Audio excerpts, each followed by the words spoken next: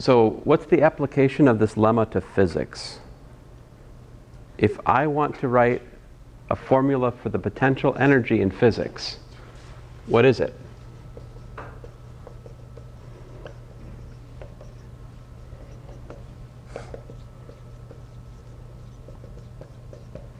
If I have F is equal to minus the gradient of my potential energy function, right? If I want a formula for U, I can do this. U of R is equal to minus the integral from my reference point, R naught to R, of F dot dr.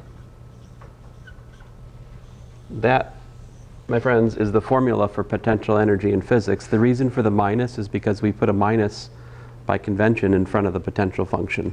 Why do we do that in physics? So that we have energy, kinetic energy plus potential energy is conserved. If you didn't put that minus in, you'd have this weird thing where you had a difference in your energy formula, which you could do, but that's not what we do. Any questions? So what do you think? Is this a good way to calculate? Is this a good way to calculate the potential energy to actually do this integral? You say no. I think I agree no. Not usually, but maybe there's an occasion where this is the right way. Yeah? Like, for instance, we could try to calculate the potential energy function for, like, that one we tried last class, the minus y dx plus x dy over x squared plus y squared function. We could try to calculate potential energy there. I mean, not potential energy, but the potential there using this kind of technique. How would you do it if you were to try it?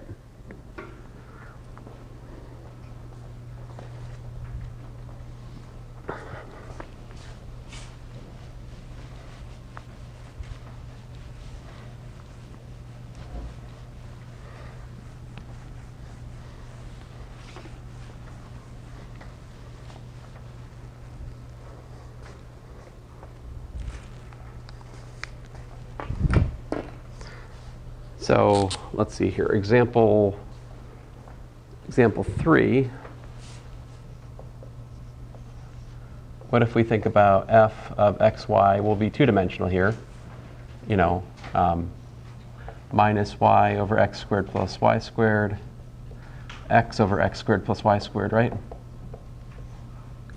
We basically showed yesterday that the curl of f is equal to 0, you know, extending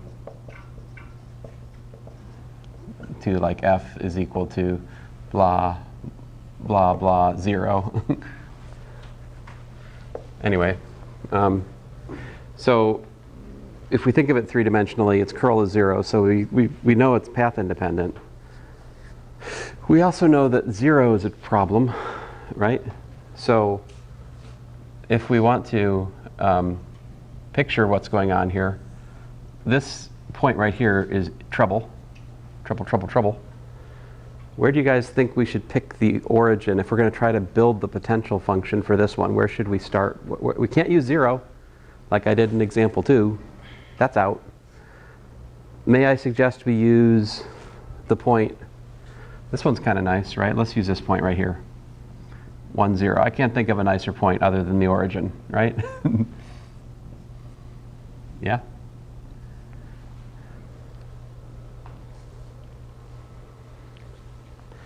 And suppose you wanted to calculate the potential to, you know, some point, like, I don't know, let's say here.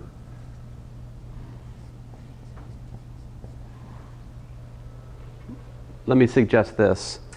What we could do, what I would do anyway, to try to calculate that, is I would try to take this and I would go out here to the point like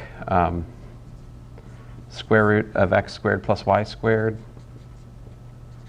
comma 0. So I just take a horizontal line segment out to here. And then what I would do is I would follow it. I mean, you could just try to do the line segment from 1, 0 to that point, but I think that integration would be rather horrible. This, on the other hand, should be relatively okay. That's a circular arc. So this at least, I mean, you could try it out. I don't know how horrible this calculation would be, but you could try it.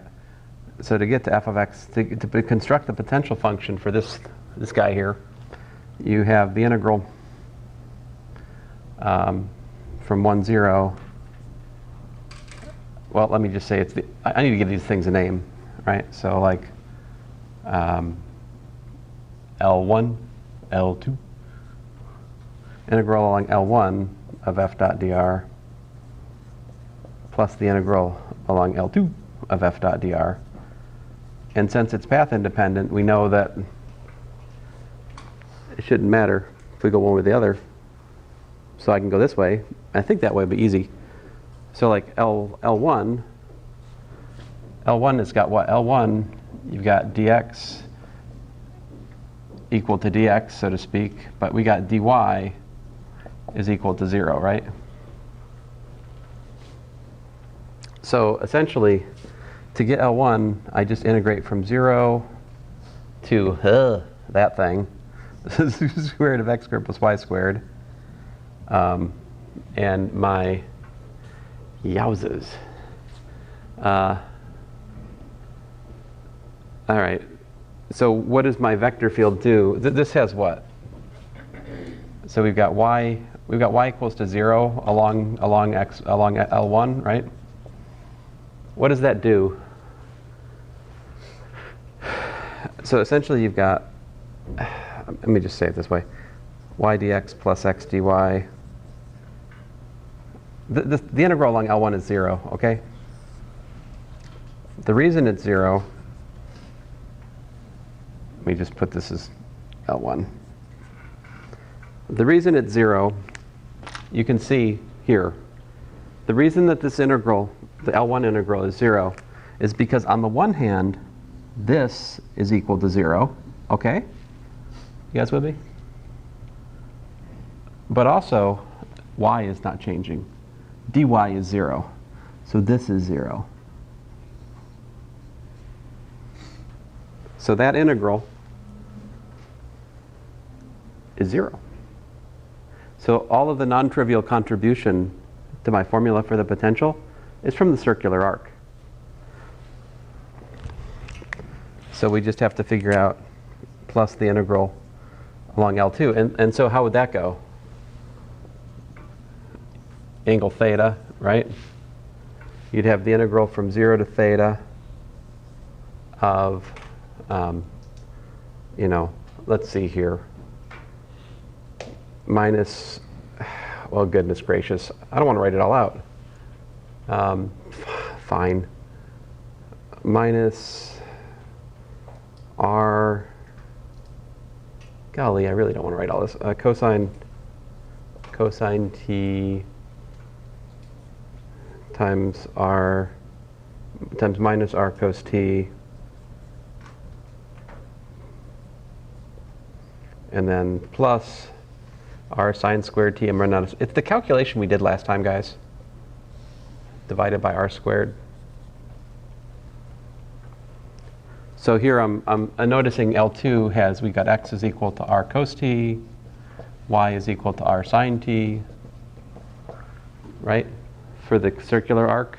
What's my big R? The big R is the square root of x squared plus y squared, where that's the fixed point we're calculating the potential to. Yeah? And what does this integral give you?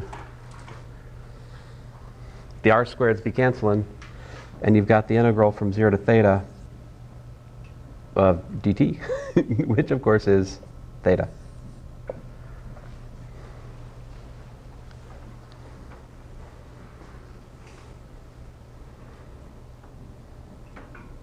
Which is what I pulled out of my hat yesterday by pure math magic.